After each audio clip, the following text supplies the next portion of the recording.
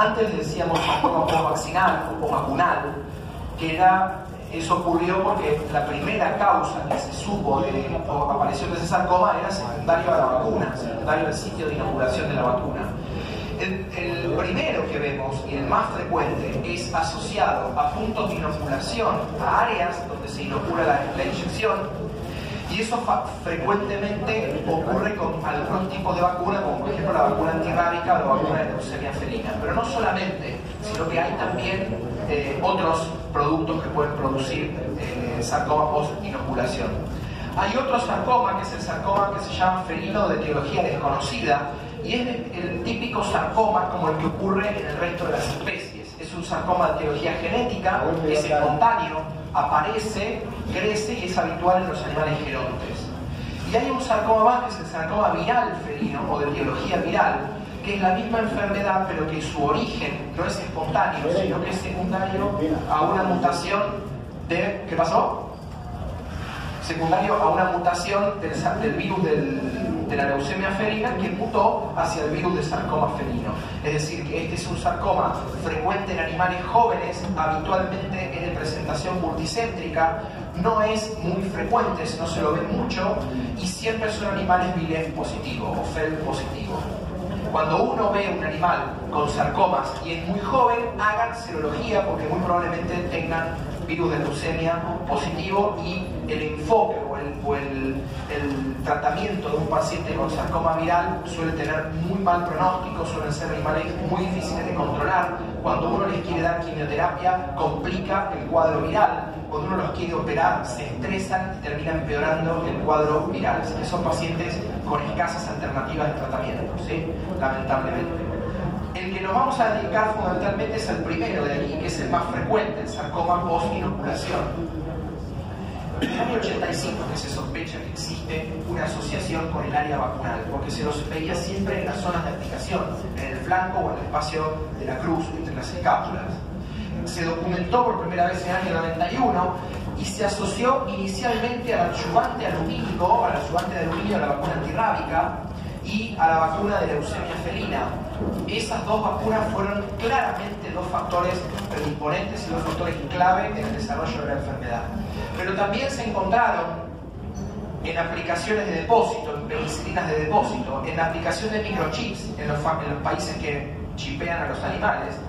La colocación del chip genera inflamación y puede producir sarcomas. Por suerte, no sé si aquí usan chip, usan microchip. ¿Es obligatorio el uso de microchip? No. Bueno, ¿y qué tantos animales usan microchip? ¿20%, 50% o menos? Más perros que gatos, pero solo para viajar, por eso. ¿Sí? Bueno, en Argentina es igual, pero hay países como Chile que ya lo instauraron en forma rutinaria y es probable que aparezca un porcentaje de sarcomas más grande, ¿sí? Asociados al microchip. Lo que se sabe hoy en día es que no hay ninguna vacuna, tanto a virus vivo modificado como a virus muerto, con o sin aluminio, que sea decisiva. Es decir, no hay una vacuna buena y una vacuna mala. No hay una marca de vacuna que produzca sarcoma y una que no produzca sarcoma. Que eso cambió en los últimos años, porque siempre se hablaba de que las vacunas recombinantes tenían menos probabilidad de producir sarcoma que las que eran con adyuvante oleoso, con adyuvante de aluminio. Y hoy se sabe que no hay una vacuna específica, sino que puede ser cualquiera de ellas. Hace falta investigar también distintas vacunas en distintas regiones, porque lo que se cree que ocurre es que hay regiones geográficas que esos gatos, el inbreeding o la genética de esos gatos es propia del lugar. Es decir, los gatos de Santa Marta son propios de aquí, tienen su genética propia y no se reproducen con gatos de Bogotá. Es decir, que los gatos de una determinada región geográfica pueden tener más sarcoma que otros. En Argentina es muy marcado que en el noroeste del país no hay sarcoma por inoculación, no hay. Yo hablo con oncólogos de ahí y dicen que ven 2 o 3 casos por año de sarcoma, y nosotros en la clínica tenemos montañas de gatos con sarcoma. De hecho, es la tercera neoplasia con más frecuencia en gatos en Argentina. Entonces lo que digo es, evidentemente, y no estamos en el mismo país, con las mismas leyes, con las mismas condiciones de vacuna, con los mismos tipos de vacuna, con lo cual lo que evidentemente hay es un factor propio del animal muy significativo en la carcinogénesis. Bueno, y esto que está aquí abajo también es algo muy variable. que la frecuencia sea desde 1 en 1000 vacunados hasta 1 en 10.000 vacunados, hacen que para uno tener un N de investigación de por lo menos 50 pacientes, puede llegar a tener que hacer 500.000 de pacientes vacunados. Y hacer un estudio con 500.000 de pacientes es una locura de costos. Entonces, los estudios de investigación suelen ser bastante pobres en ese respecto. Otro punto que nos complica la vida es que el sarcoma posinoculación puede aparecer de 3 meses hasta 1 año e incluso varios años después de la vacuna. Con lo cual uno dice, ¿quién le aplicó lo que hace? El propietario lo primero que hace es echar culpa al veterinario. ¿Y a qué veterinario? Al último. El último que lo vio es el culpable de lo que le pasa al gato. Y no tiene que ver ni el veterinario ni la vacuna. Hay algún factor, y que yo recomiendo que se haga, que es la asociación de la vacuna fría con la presencia de sarcomas. Hay un paper que habla de si la temperatura de la inoculación es decisiva o empeora el sarcoma, y lo que se cree que cuando la vacuna está fría, si uno la saca de la nevera, la resuspende y la aplica, puede favorecer más a la producción de sarcomas. Así que yo recomiendo que se saque la vacuna, que se la tenga en la mano. En realidad la vacuna es 1 mililitro de líquido, ¿no? 1 ml, tienen aquí las vacunas diluidas.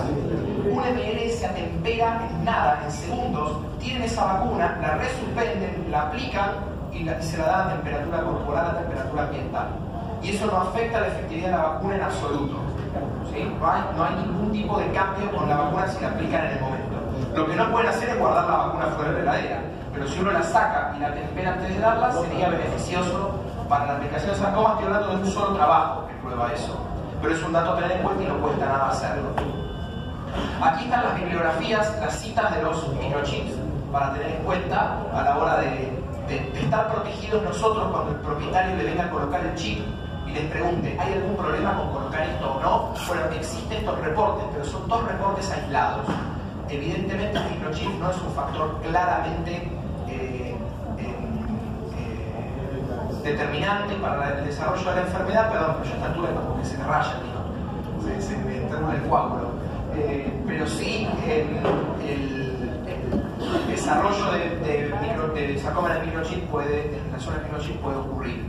El crecimiento es local, es clínicamente detectable, así que se lo ve al tumor con rapidez. Y la recomendación es que uno no tiene que pensar que es es un absceso o lo habrán mordido. Sospechen y sean desconfiados siempre cuando vean una lesión de estas características. La tasa de metástasis, ¿se acuerdan cuando hablamos del osteosarcoma? ¿Cuál era la tasa de metástasis del osteosarcoma? ¿Quién se ganó el estetoscopio? No, 98%, casi el 100% dan metástasis, 75% son apendiculares, el 98% metástasis. Fíjense que acá la tasa de metástasis es 25%, es mucho menor. El histopatológico suele tener inflamación asociada y los tratamientos suelen recomendarse a nivel multimodal. Sí, son agarrados, son tumores que tienen ramas que se agarran a los tejidos, por eso las cirugías suelen ser no completo. Sí. Está indicada, ¿se acuerdan? Los estudiantes por ahí se acuerdan con más fresco esto, porque esto es bien de patología general, pero hablábamos de que la carcinogénesis podía ser del primer golpe o la iniciación y la promoción. Iniciación y promoción del cáncer. Esto es claro, por ejemplo, cuando hablamos de mama, la iniciación es la impregnación de hormonas secundarias a las hormonas sexuales en los ciclos estrales. Por eso, una vez que las células ya están iniciadas, castrarla o no castrarla da lo mismo. Y si hay que castrarla, hay que castrarla antes del primer celo o entre el primero y el segundo, porque ya después no influye fuertemente en el desarrollo del cáncer. Eso es bien claro, lo que es una iniciación y una promoción. Por ejemplo, en el tabaco en el humano, es un promotor del cáncer. Por eso mi abuela tiene 90 años y fuma y no tiene cáncer. Y bueno, pero eso no quiere decir que el cigarrillo no sea cancerígeno, ¿sí? Es la diferencia entre iniciación y promoción. Si una célula está iniciada y recibe promotores, desarrolla cáncer. Si está iniciada y luego de un tiempo recibe promotores, desarrolla cáncer. Si está iniciada y los promotores lo reciben, pero esporádicamente, el genoma se logra reparar y no hay cáncer. Tienen que ser secuencias. Y lo que se cree es que hay implicancia del P53, el oncogen c-KIT, hay sospecha de alteración en la respuesta inmune en el sitio de inoculación, y los promotores serían el TGF-beta, los que están aquí abajo, el FGF alfa y beta, y esos mediadores, que son promotores del cáncer, ocurren con la vacuna. Es decir, que el cáncer en estos pacientes aparecería en los que ya están iniciados. Esto quiere decir que hay gatos que los pueden vacunar 450.000 veces y no van a desarrollar nunca sarcomas, y gatos que sí. Eso no lo podemos saber, debiéramos hacer un estudio genético de esos gatos para saber cuáles van a estar con el punto rojo ya dado, cosa de que a esos gatos sepamos que la vacuna los va a perjudicar. Hay un grupo que se llama la Task Force, que es un grupo de investigadores que han desarrollado esquemas para tratar de tener en cuenta a la hora de vacunar. Y para vacunar la recomendación es siempre usar vacunas monodosis, no usar frascos multidosis. En Argentina ya no hay multidosis, salvo en brotes. El Estado manda frascos de 10 mililitros para que se vacune a todo el mundo de forma gratuita, pero no usar multidosis, usar siempre monodosis. Vacunar según las leyes vigentes y tratando de evaluar la exposición posible. En Argentina es obligatoria la vacuna antirrabia, con lo cual todos los años se vacunan a todos los perros, pero la leucemia no es obligatoria, perros y gatos.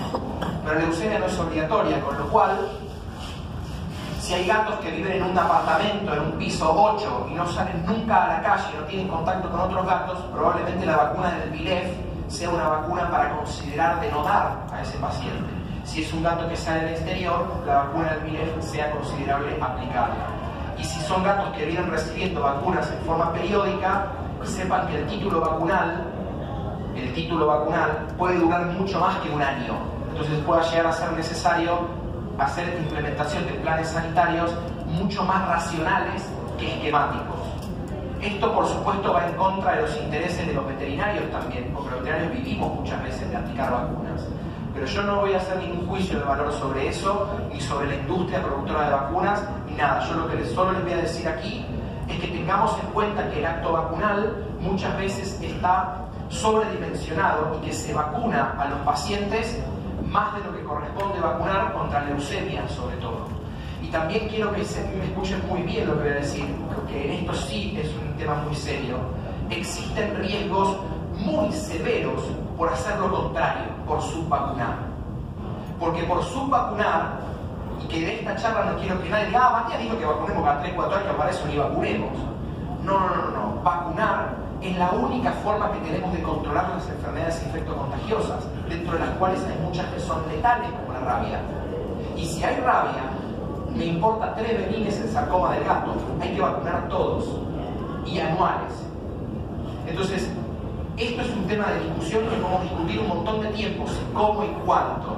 Pero toda la bibliografía internacional está recomendando vacunar menos a los gatos por la tendencia de sarcoma, y lo que yo digo es eso aplica en países serios, literalmente. En Argentina eso no se puede implementar, porque culturalmente no somos un país confiable para las políticas sanitarias.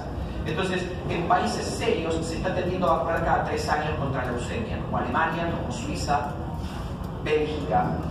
Y en Argentina estamos todavía tratando de que se vacunen a los pacientes. Entonces tengamos en cuenta todo esto, escuchemos todo, pero podamos sacar nuestras conclusiones para nuestro propio país. Ustedes aquí en Colombia sabrán bien cómo hacer con las vacunas, y en Argentina lo mismo. Nosotros estamos en una etapa en la que yo particularmente recomiendo vacunar siempre y a todos. Y cuando maduremos un poco más, empezaremos a relajar el acto vacunal entre todos nosotros. ¿Qué pasa si encuentro un nódulo? Bueno, si ese nódulo sigue creciendo luego de un mes de la vacuna, o si ese nódulo es mayor que 2 centímetros, o si ese nódulo está hace más de 3 meses, son todas condiciones. Cualquiera de ellas amerita señal de alarma. Más de 2 centímetros no me importa hace cuánto que lo tiene, ya mide más de 2 centímetros, ya hay que actuar. Si lo tiene hace más de 3 meses, no me importa cuánto mide, pero hace más de 3 meses que está, hay que actuar. Y si el nódulo apareció o sigue creciendo luego del mes de la vacuna, es decir, mide medio centímetro, después mide 0,6, después mide 0,7, pasó un mes y mide 0,8, no hay que esperar hasta los 2 centímetros. Sigue creciendo luego de un mes, es señal de alarma. Cualquiera de esas 3 señales amerita diagnóstico y conducta terapéutica rápida. Diagnóstico por punción, por Trucut, No recomiendo la biopsia excisional, hablamos hoy de sacar todo si es chiquitito, no recomiendo la biopsia excisional, recomiendo la citología, saber que es un sarcoma y no ir a la biopsia excisional. En el sarcoma no lo recomiendo cirugía oncológica, que no es biopsia excisional, no es saco la pelotita y la mando. Aquí recomiendo saber que es un sarcoma y si es un sarcoma, cirugía oncológica.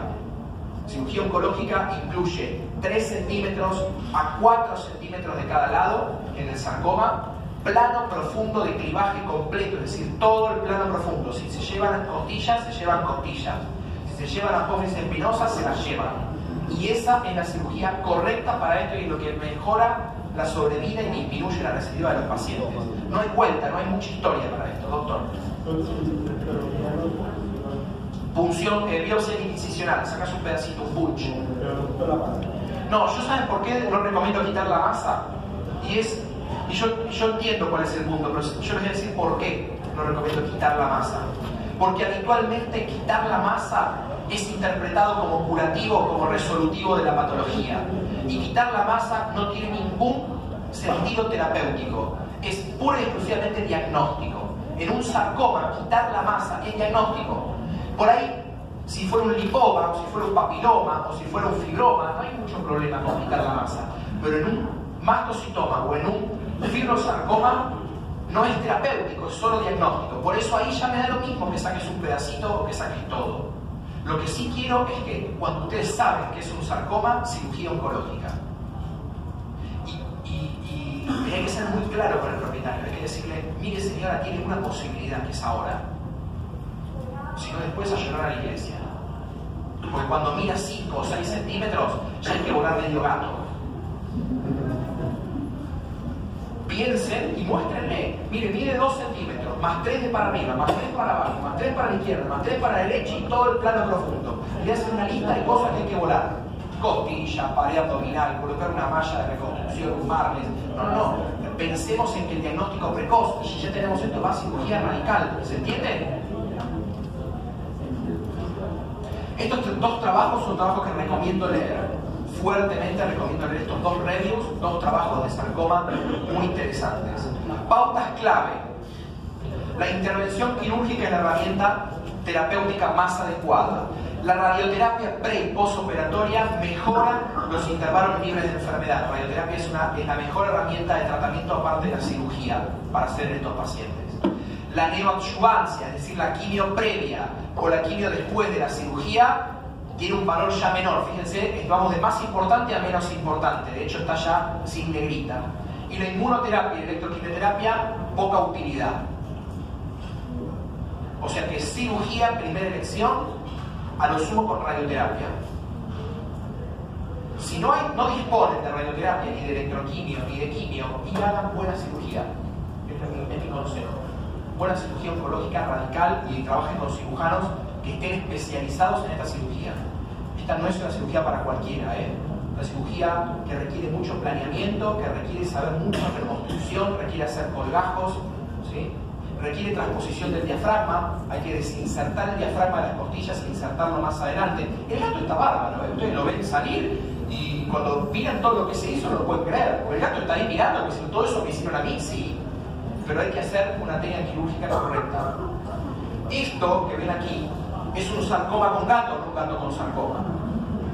El sarcoma con gato no sirve porque yo tengo esta masa de aquí a aquí, porque esto es lo que se ve, pero va desde aquí hasta aquí, y tengo que dar aparte el margen, o sea que tengo que sacarle desde los bigotes hasta el ano. ¿Es quirúrgicamente viable? No. ¿Puedo hacerle electroquimioterapia? No. ¿Puedo hacer radioterapia? Sí, lo tengo que meter entre una bomba de cobalto y radiar el gato. La quimio no aporta. Tratamiento del dolor, no come hace 5 días porque está mal, este gato está sacrificado, está muerto. Y es una pena porque este gato era un paciente con posibilidades de tratamiento. ¿Por qué duele este tipo de tumor? Fíjense, aquí vemos células azules. ¿Las ven las azules? Pero hay una que está medio desvirada ahí. Hay una verde. Esa verde muta y crece. Pero muta y crece como célula verde. Ven que ahí después aparece en el círculo más células verdes. Pero hay una que es rosa. La diferencia entre las celestes y las verdes es que las verdes tienen más mutaciones o distintas mutaciones que las celestes. Y la diferencia entre la verde y la rosa, estas verdes y la rosa, es que la rosada tiene más mutaciones acumuladas, va adquiriendo agresividad. Y la diferencia entre las rosadas y la roja es que la roja es más agresiva y se va convirtiendo como una hoja de sierra. Va agarrando y va lastimando y va doliendo y va invadiendo y va agarrando vasos y va agarrando músculo y va agarrando hueso porque va acumulando mutaciones. Esto se lo llama inestabilidad génica y es característica del cáncer. Esta acumulación de mutaciones va haciendo que el tumor sea más grande y más agresivo y duela más. Y cuando hablamos de por qué duele, duele porque hay irritación química intratumoral. Hay factores dentro del tumor que duelen.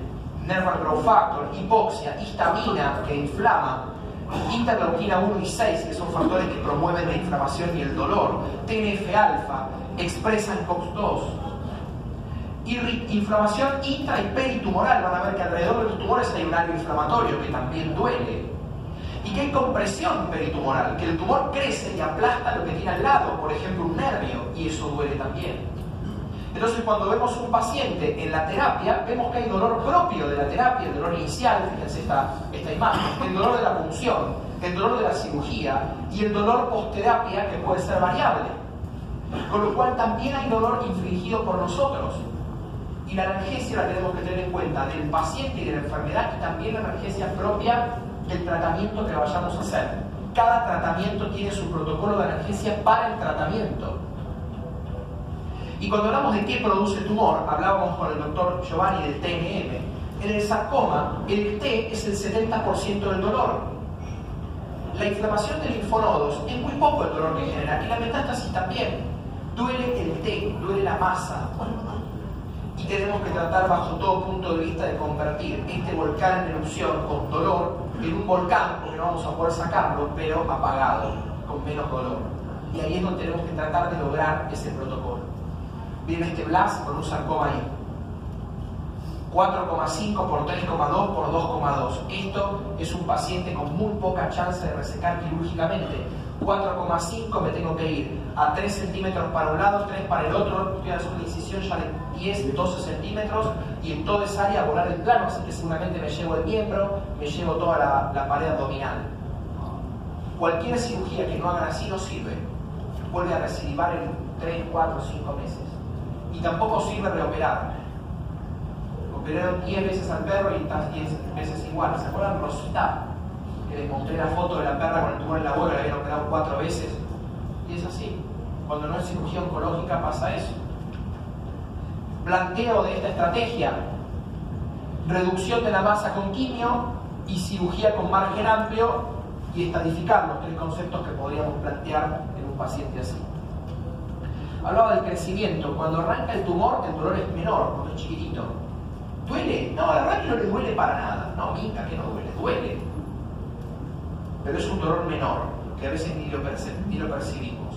El crecimiento del tumor empieza a ser lo que se llama crecimiento expansivo. Crece como si infláramos un globo. Crece aplastando, no crece invadiendo. A medida que el tumor se desarrolla y acumula mutaciones, empieza a crecer invadiendo. Acuérdense la sierra. Ya a medida que va mutando, va agarrando tejidos. Y cuando ya termina invadiendo, vemos un tumor que agarra hueso, agarra pegado a la pared de la columna, al cuerpo vertebral, y por aquí, de los forámenes intervertebrales, salen las raíces ventrales de los nervios espinales, nervios sensitivos, nervios motores, dolorosos. Entonces, aquí ya hay invasión neurológica y ósea, y ahí vamos con el doctor que preguntaba los gabapentiroides, y aquí sí hay que hacer neuromodulación. Y todo esto pasa en un gato con sarcoma y en un perro también, pero tenemos que ocuparnos del dolor en todas estas fases. Un buen protocolo de quimioterapia, de usarse la quimioterapia, es neoadjuvancia con quimioterapia con protocolo BAC. Lo tienen anotado en el esquema de protocolos. Incluye vincristina, ciclofosfamida y doxo. Vincristina sola, nada. Doxo sola, poco. Bastante, pero poco. Y doxo con vincristina y ciclo, bastante bueno. Y a esto se le puede incorporar el tratamiento con AINES, se le puede incorporar acupuntura para el dolor, se le puede incorporar los neuromoduladores. Y siempre tengan en cuenta que la doxorubicina con AINES puede ser potencialmente nefrotóxica en gatos. ¿Esto ya se acuerdan que lo vimos en vejiga? ¿Se acuerdan que vimos? Así que recuerden lo mismo. Cualquier sarcoma mayor que 2 centímetros ya tiene un pronóstico malo, son factores pronósticos negativos. Cualquiera mayor que 2 centímetros, sarcomas chiquititos. Por eso la detección precoz. La primera resección incompleta, es decir, cuando se operó y no hubo un margen oncológico adecuado, es un factor negativo. Es decir, que el oncólogo reciba pacientes ya operados sin cirugía oncológica es un factor negativo. Por eso instauren, y los que hacen onco empiecen a derivar, los que no hacen onco pero empiecen a derivar al oncólogo, al paciente antes de operarlo. La derivación oncológica con el paciente con el nódulo al oncólogo es una muy buena estrategia. Le dicen, no, mire señora, yo sospecho de que esto es neoplásico. Le voy a hacer la citología y la mando con el oncólogo. Y que el oncólogo planee si va a hacer quimio o lo va a operar o cómo lo va a operar. Pero no lo operen rápidamente y después lo mandan con el papel en la mano. Hagan la consulta oncológica prequirúrgica. Eso es clave para mejorar el rendimiento de los pacientes. Y se los van a agradecer los propietarios. Van a decir, este veterinario me recomendó ir con el especialista antes de que el problema sea ya inmanejable. Como mandan al cardiólogo cuando ocultan un soplo y no cuando tiene un edema de pulmón terrible. Lo mandan cuando tiene un soplo para que lo medique y lo diagnostique. Es el mismo criterio. Otro factor negativo es alto grado histológico, como son muy agresivos. Cuando hay metástasis regional o distante, dijimos que era el 20-25%, pero cuando ocurren es bastante negativo. Y si no se hace radioterapia. Estos son los factores negativos del paciente. Y acá vemos, fíjense, cuando se hace radioterapia la respuesta es mucho mejor que cuando no se hace. Hay mucha más recaída y cuando hay células en el margen respecto al margen sano.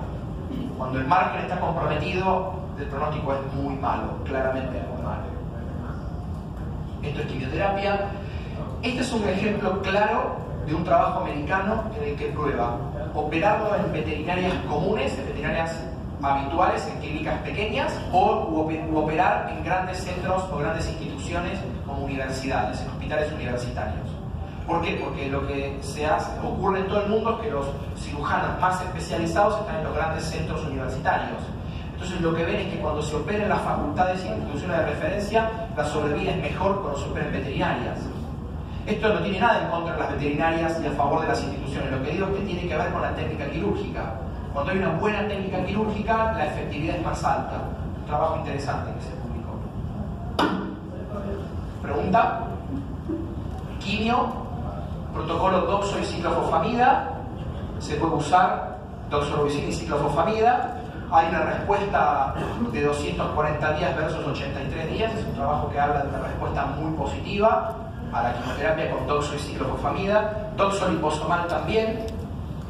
Ifosfamida, hay un solo estudio con ifosfamida que logra una respuesta positiva en 11 de 27 gatos. La ifosfamida, el problema que tiene es que es un poco nefrotóxica en gatos. Así que hay una tasa de nefrotoxicidad importante en un 20% de los pacientes. Pero es una droga que hay que considerar. Este es un gato que tratamos con electroquimioterapia. Miren, acá estaba la sutura y recidivó en la sutura de un paciente operado sin margen. Se decidió hacer electroquimio. Ahí está la lesión. Esto es después del electroquimio. A los 2 meses hay una remisión del 70% de la lesión. Estábamos súper contentos con este resultado, pero después pasó esto. 4 meses después recidivó de nuevo. Por lo cual, evidentemente no tratamos toda la lesión, quedó tejido sin tratar, tejido sin electroporar y recae. Y ahí es donde yo dije, la electroquimioterapia no sirve para sarcoma. Estoy hablando hace 8 años atrás. No sirve para sarcomas y durante 8 años casi no traté sarcomas con electroquimio, prácticamente ninguno. Y después empezamos a plantear una nueva estrategia que es la estrategia transoperatoria. Solo estamos usando electroquimioterapia para recidivas de sarcomas. Por ejemplo, se opera, aparece un nodulito muy chiquitito en la cicatriz, operamos y electroporamos la zona, o sea que lo hacemos como un paliativo, solamente un paliativo de pacientes que recidivan. Esa es la única indicación que vemos para la electroquimioterapia en el sarcoma, solamente en casos de recaídas. charlamos un montón de esto, de margen, con los doctores, con los patólogos. ¿Qué inconvenientes de la interpretación? Y yo siempre digo lo mismo, cuando vean resección completa, siempre